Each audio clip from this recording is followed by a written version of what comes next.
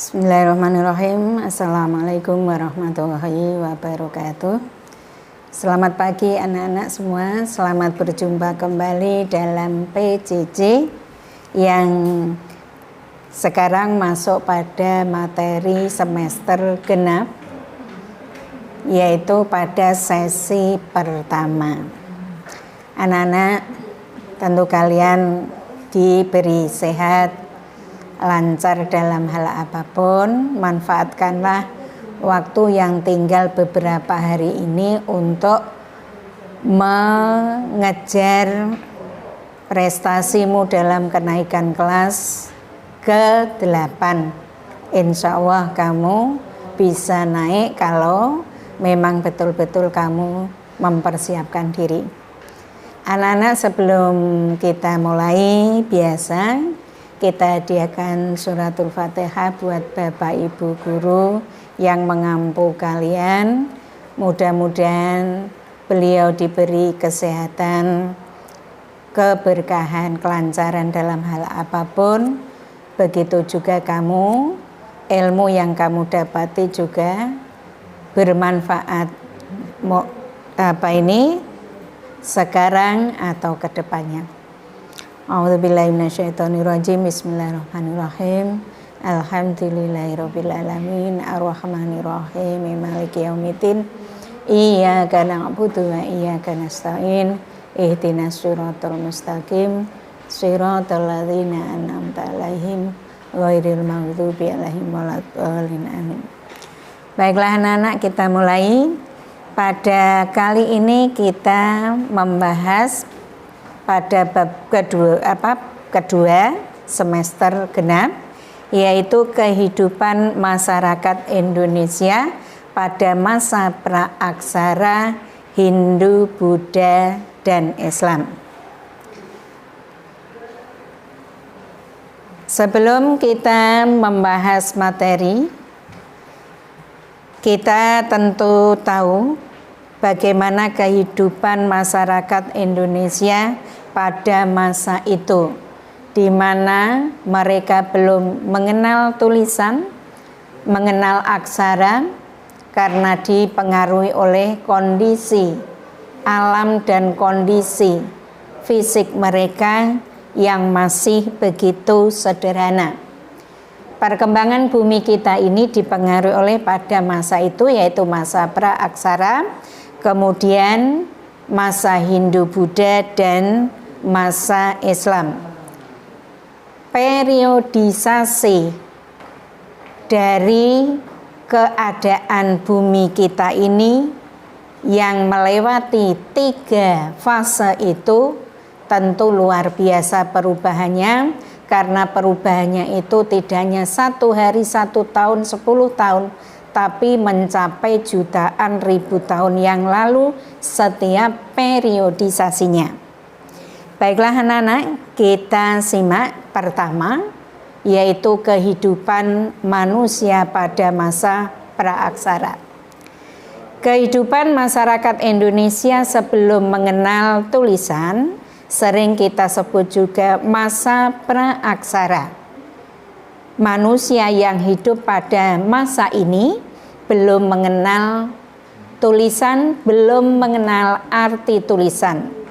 Akibatnya, generasi selanjutnya serta para peneliti tidak mungkin mengharapkan adanya bukti-bukti tertulis bagaimana kehidupan mereka di masa itu.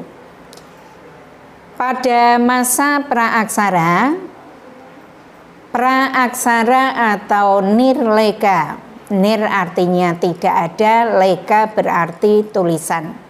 Jadi pada masa praaksara ini nanti mereka benar-benar belum mengenal tulisan, dan kita juga kesulitan menemukan informasi-informasi yang ada. Di zaman aksara ini, setiap bangsa di dunia itu tidak sama, tergantung dari peradaban bangsa tersebut. Kita ambil contoh misalkan bangsa Mesir yang muncul di kira-kira tahun 4000 sebelum Masehi. Masyarakat Mesir sudah mengenal tulisan. Sehingga di masa itu bangsa Mesir sudah memasuki zaman aksara. Untuk zaman praaksara di Indonesia ini diperkirakan berakhir pada masa berdirinya Kerajaan Kutai. Sekitar abad ke-5 itu dibuktikan ditemukannya beberapa prasasti yang berbentuk yupa atau tugu besar yang tinggi yang ditemukan di sekitar Sungai Mahakam, Kalimantan Timur. Nah, baru masa itulah Indonesia mulai mengenal tulisan. Kemudian masa praaksara bangsa Indonesia itu tidak bisa dipisahkan dari perkembangan geografis atau kondisi alam wilayah Indonesia. Kita tahu tiap wilayah itu diberikan letak geografis atau kondisi alam yang berbeda-beda. Bagi wilayah yang memang kondisi geografisnya menguntungkan, mungkin disinilah mereka mengenal peradaban lebih awal. Kita ambil contoh tadi dari Kalimantan. Kenapa Kalimantan mengenal zaman ini terlebih dahulu, mengenal tulisan terlebih dahulu? Kita tahu bahwa Indonesia itu berada di kondisi yang sangat menguntungkan. Berada di antara dua samudra, kemudian di antara dua buah benua. Kedua ini memiliki jalur yang sangat menguntungkan, jalur yang sangat ramai, yaitu untuk singgahnya kapal-kapal asing, kemudian di situ datang berbagai bangsa dan membawa budaya mereka yang beraneka ragam. Barulah kita yang ada di Jawa menyusul kemudian hari. Di Jawa itu pun tidak semua daerah akan mengenalinya. Tentu daerah-daerah di sekitar pesisir itu terlebih dahulu. Kemudian periodisasi mengenal aksara di Indonesia ini nanti juga mengalami satu perkembangan. Jadi perkembangannya itu diawali dari apa? Pertama, yaitu adanya periodisasi secara geologi. Bisa kalian simak. Proses perubahan bumi itu terbagi atas beberapa fase atau beberapa zaman. Nah, perubahan dari satu zaman ke zaman selanjutnya ini seperti di depan tadi saya singgung memakan waktu jutaan tahun. Kemudian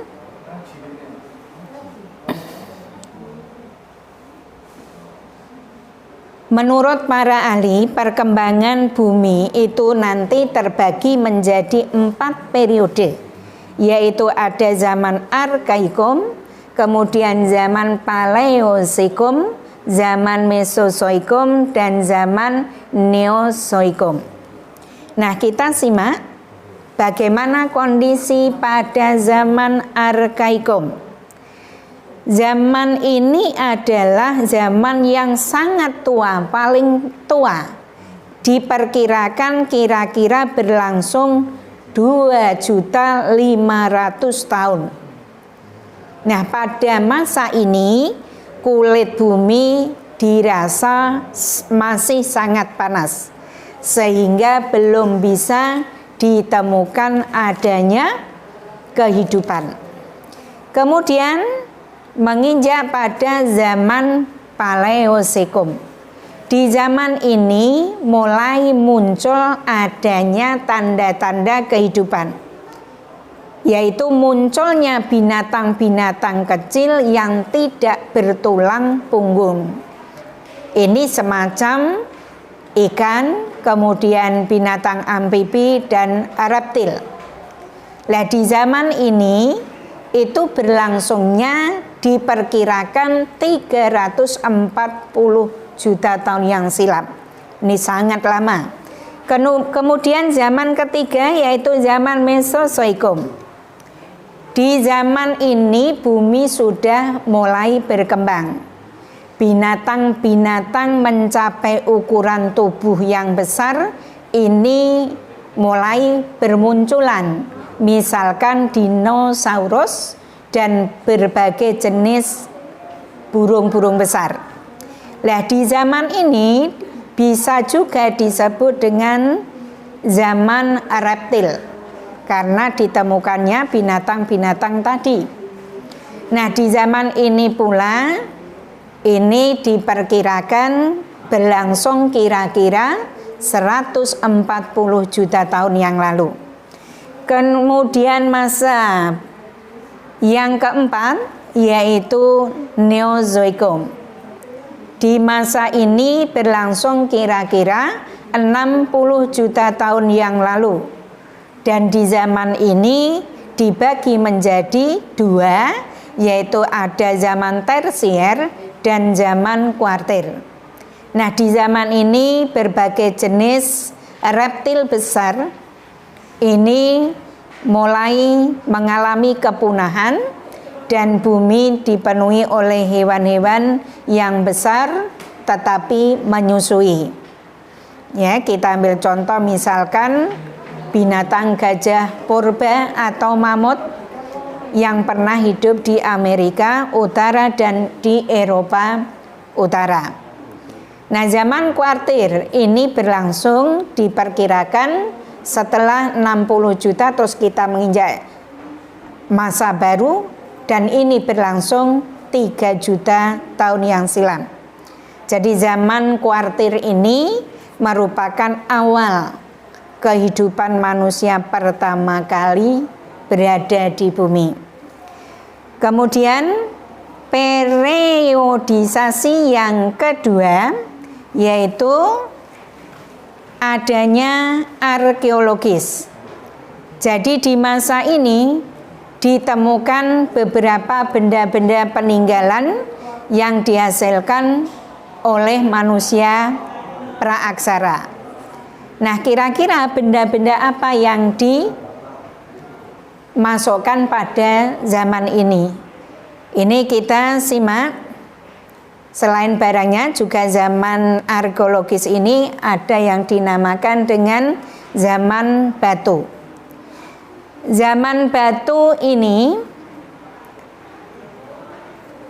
di mana semua kehidupan manusia tadi, semua peralatannya ini ditemukan dibuat dari beberapa batu-batu. Yang mana batu-batu itu dipakai untuk mencari binatang atau mencari tumbuh-tumbuhan.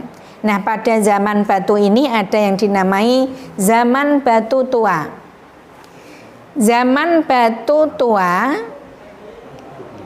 ini diperkirakan berlangsung kurang lebih 600.000 tahun silam. Jadi kehidupan manusia di sini masih sangat sederhana dan mereka pun berpindah-pindah, istilahnya nomaden, dari satu tempat ke tempat lainnya.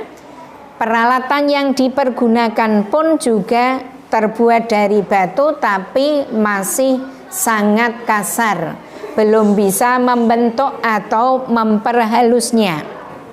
Misalkan itu ada berupa perimbas. Alat ini dipakai untuk menggali tanam-tanaman yang ada di dalam tanah. Misalkan apa itu? Ubi atau tanaman lainnya, kemudian buah-buahan, mungkin serta mereka menangkap ikan pun juga menggunakan alat batu ini.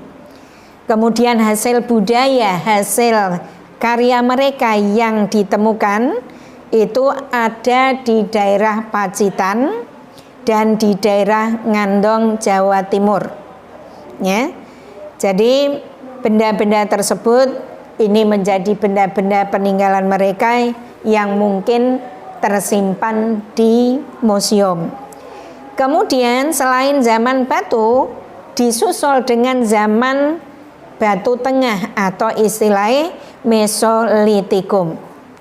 Di masa ini mereka sudah mulai hidup menetap. Kemudian mereka juga masih berburu, tetapi sifatnya dia adalah nanti kalau tidak ada dia mencari, belum ada istilahnya untuk mengembangbiakan. Kemudian, nah ciri khas di zaman batu tengah ini karena mereka sudah mulai hidup menetap, kemudian ya mencari binatang-binatang yang lain, tapi menetapnya di mana? Nah ini pertama, di sini ada istilahnya kebudayaan Koken-Modinger, yaitu barang-barang atau sampah yang ditinggalkan oleh masyarakat purba dahulu. Apa sampahnya atau barang yang ditinggalkan? Yaitu berupa kulit-kulit kerang atau kulit-kulit tulang-tulang ikan besar. Karena ini berlangsungnya berjuta-juta tahun yang lalu, maka berubahlah tumpukan-tumpukan sampah sisa makanan mereka itu membentuk sebuah batu yang kita sebut dengan Koken-Modinger. Kemudian yang kedua, mereka sudah menetap tapi bukan membuat rumah, mereka tinggal di gua-gua. Nah di gua-gua di situ selain ada sampah-sampah di dalam gua atau di pinggir-pinggir sepanjang sungai, juga ditemukan berbagai bentuk gua yang mereka tinggali. Kemudian mereka juga meninggalkan alat-alat mereka berupa batu perimbas tadi, batu pipian, mungkin serta alat-alat yang terbuat dari tulang-tulang binatang. Kemudian yang ketiga, periodisasi dalam masa arkeologis, yaitu Neolitikum atau zaman batu baru.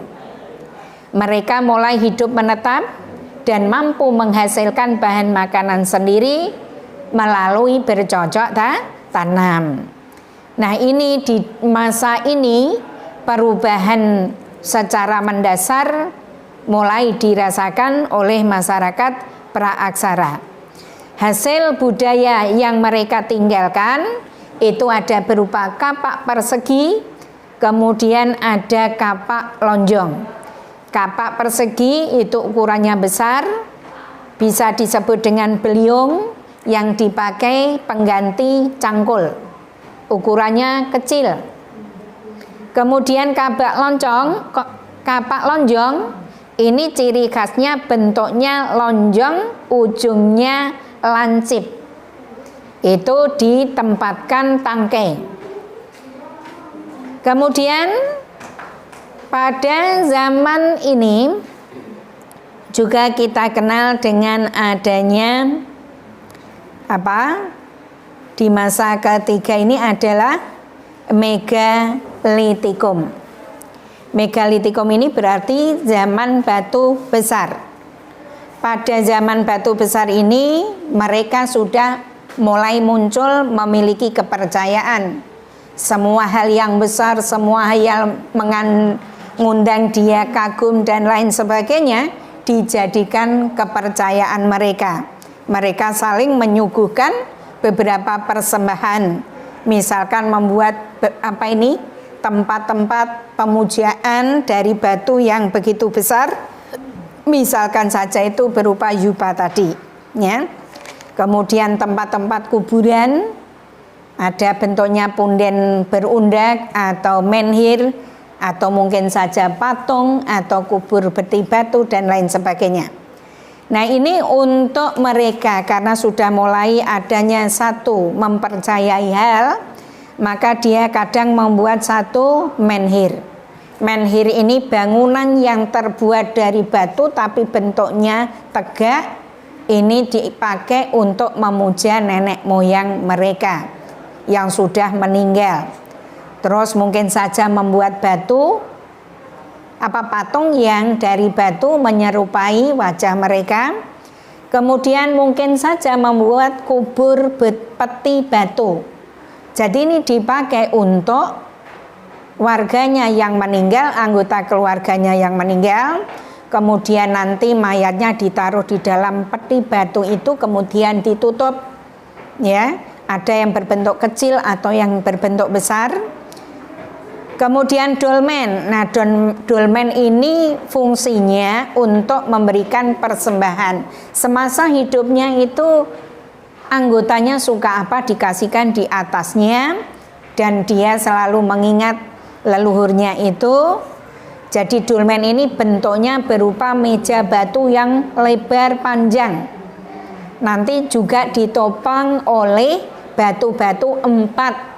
Lah di bawah dolmen itu selain atasnya dibuat untuk sesaji, di bawahnya itu sebenarnya adalah makam anggota mereka. Ya. Jadi itu khusus untuk kepala sukunya saja yang mereka anggap punya kelebihan dan lain sebagainya. Terus ada sarkofagus. Ini banyak kita temukan di daerah Bali. Ini bentuknya batu kubur. Ini seperti lesung, tahu lesung ya, lumpang yang panjang yang biasa dipakai untuk nutup padi orang-orang dulu. Itu juga di atasnya dikasih tutup. Kemudian ada waruga, peti kubur batu dalam ukuran yang kecil, bentuknya kubus dan bulat. Ini banyak kita temukan di daerah Sulawesi Utara. Dari zaman ini kemudian kita beralih ada zaman logam.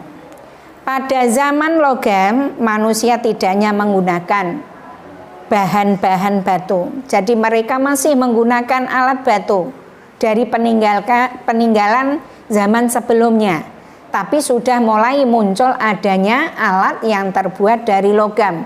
Misalkan alat-alat dapur, dandang paso atau yang lainnya, atau hiasan dinding, perhiasan, ini mulai bermunculan. Kemudian mereka juga banyak membuat perhiasan dari logam tersebut, yaitu berupa perunggu atau mungkin saja baja atau mungkin saja lainnya. Kemudian hasil karya mereka yang tinggalkan itu adalah adanya kapak corong. Kapak corong itu kapak yang menyerupai corong. Kemudian ada nekara, tempat orang-orang keraton mungkin sekarang masih ada, tempat untuk sirih, surah untuk mereka nginang, atau mungkin saja untuk mengeluarkan air liurnya tadi supaya tidak berada di mana-mana. Moko sama tapi ukurannya kecil. Kemudian ada bejana-bejana, maksudnya bejana itu ada dandang, ada macam-macam. Terus manik-manik perhiasan baju atau perhiasan apa. Kemudian ada candroso, artinya di sini adalah kapak sepatu. Ya, kapak tapi menyerupai sepatu. Kemudian mungkin dahulu bagi masyarakat yang berada dahulu mungkin kadang tirai pintu itu terbuat dari manik-manik tadi, mungkin bisa dihiasi dengan perunggu atau mungkin saja dengan emas kalau mereka betul-betul kaya, ya. Kadang-kadang juga ada yang lebih kaya lagi mungkin. Tapi zaman sekarang, dulu saya itu ndak tahu sungguhan. Rumahnya Niti Sumito, bos rokok zaman dahulu. Itu rumahnya ada jubinnya yang dipasangi uang-uang logam emas. Entah itu sekarang masih ada atau enggak, kurang tahu. Ya, itu contohnya.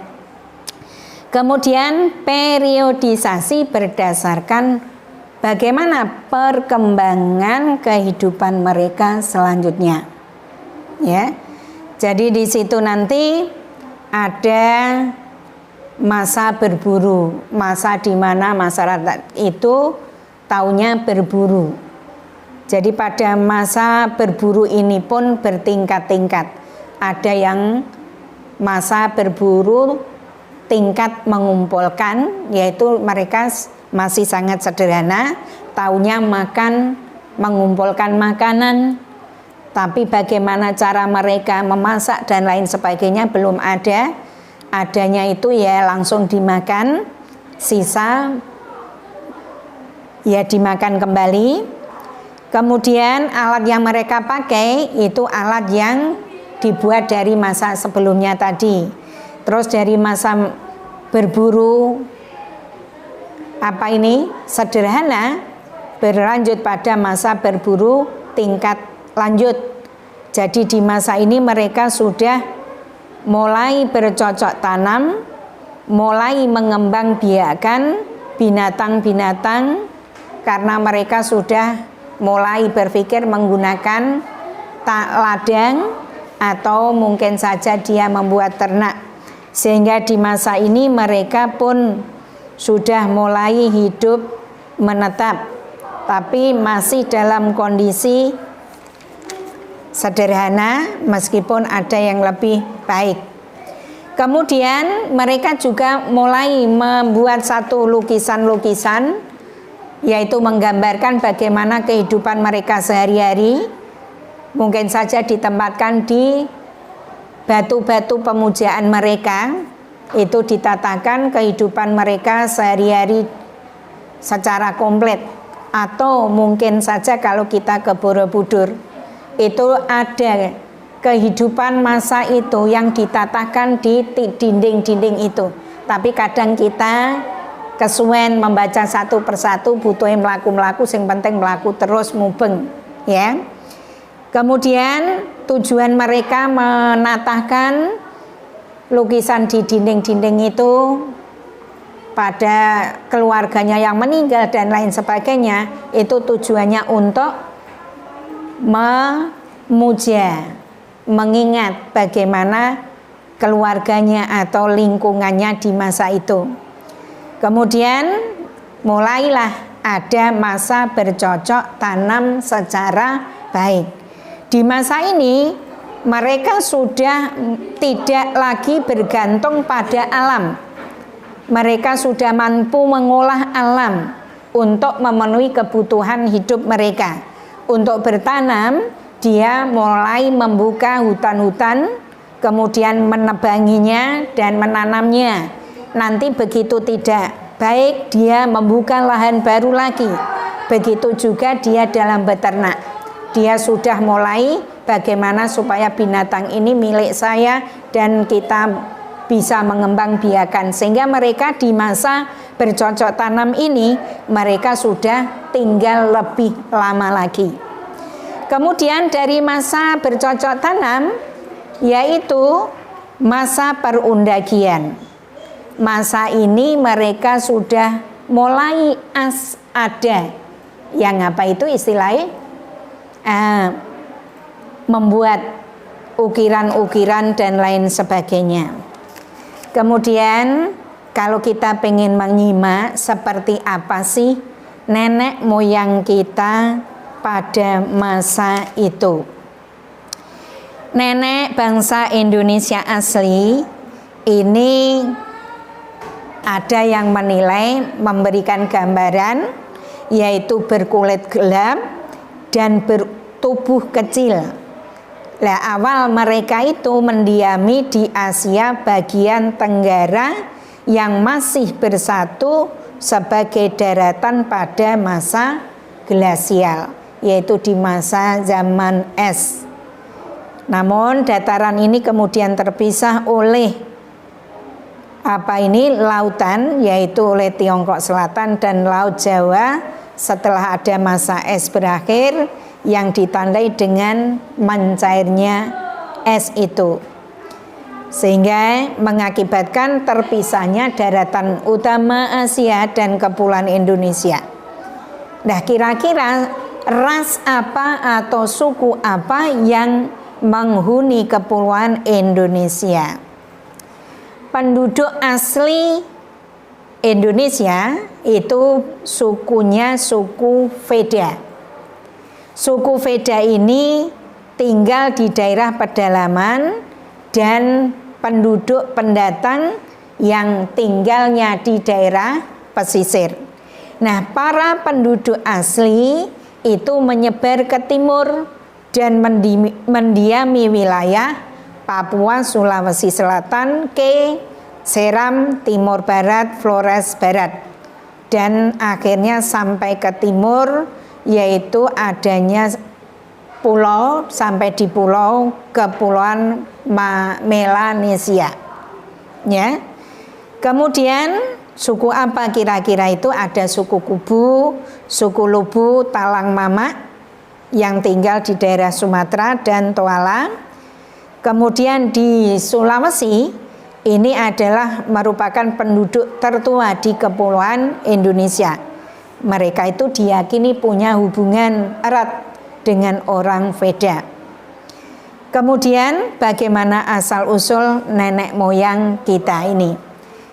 Ini ada ya, nenek moyang kita aslinya itu adalah bangsa Proto Melayu dan Dutro Melayu. Bangsa ini mempunyai ciri-ciri fisik berupa rambut lurus, kulit kuning kecoklatan, bermata sipit. Ya, jadi mereka ini ada di ras ini tiba di Kepulauan Indonesia ini tidak seketika, tetapi secara berkelompok atau bergelombang. Yang pertama datang ke Indonesia itu adalah Melayu tua atau kita sebut dengan Proto Melayu.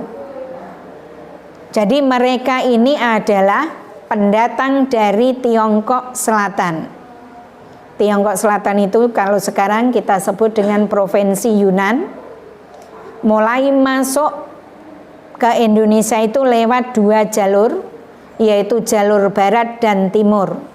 Nek jalur barat diawali dari Yunan, yaitu bagian Tiongkok Selatan, masuk ke Indo-Tiongkok, kemudian masuk ke Siam. Siam sekarang itu adalah Thailand atau Bangkok, kemudian Semenanjung Melayu, Sumatera, dan akhirnya menyebar ke pulau-pulau yang ada di Indonesia. Untuk jalur timur, mereka melewati Kepulauan Ryukyu, yaitu daerah Jepang, dengan mengarungi lautan menuju Taiwan, Filipina, Sangir, dan masuk ke Sulawesi. Nah, Proto Melayu ini masuk melalui jalur barat, itu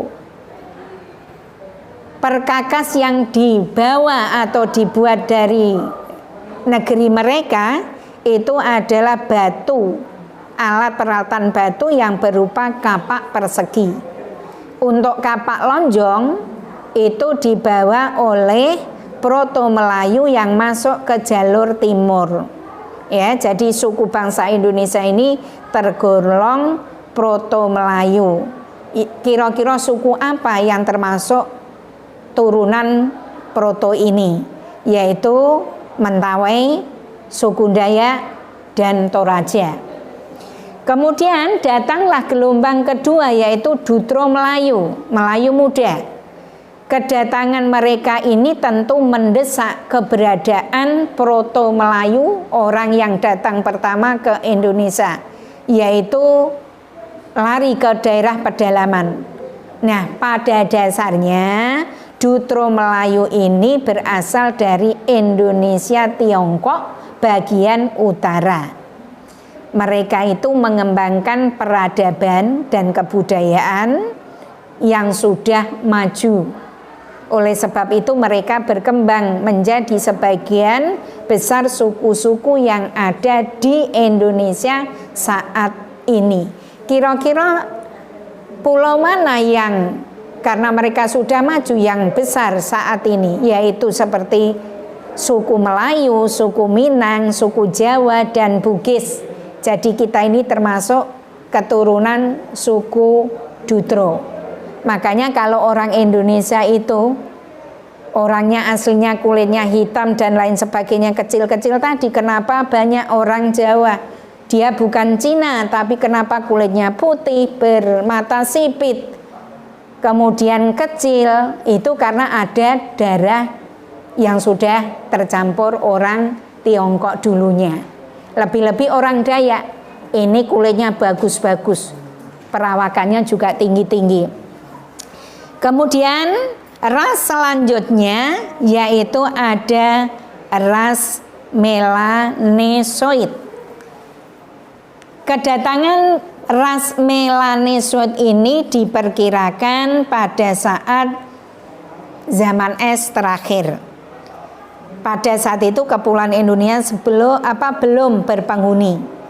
Ras Melanesoid ini merupakan perpindahan ke timur hingga ke Papua, yang selanjutnya ke benua Australia, yang awalnya merupakan satu kepulauan dengan Papua. Mereka tersebar di lautan Pasifik, di pulau-pulau yang letaknya di Irian Barat bagian timur dan benua Australia. Kemudian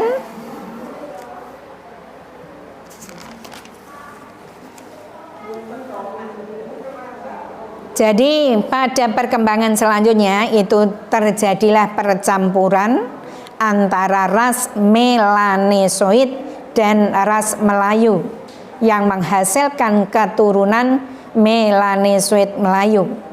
Nah, saat ini mereka itu menjadi penduduk Nusa Tenggara Timur dan Maluku. Ya. Jadi suku-suku yang ada di Indonesia dengan berbagai corak bentuknya itu karena adanya percampuran darah dari pendatang-pendatang pertama kali, yaitu bangsa Cina. Jadi kita tidak heran kalau misalkan kita punya saudara meskipun bukan orang Cina tapi mirip sekali seperti mereka, itu karena sejarahnya seperti itu. Demikian anak-anak materi yang kamu terima kali ini. Untuk mengerjakan selanjutnya soal-soal, jangan lupa kamu lihat yang ada di bawah video ini, yang linknya ada di bawah video ini. Demikian anak-anak, semoga bermanfaat dan berguna bagi kalian ke depannya. Assalamualaikum warahmatullahi wabarakatuh.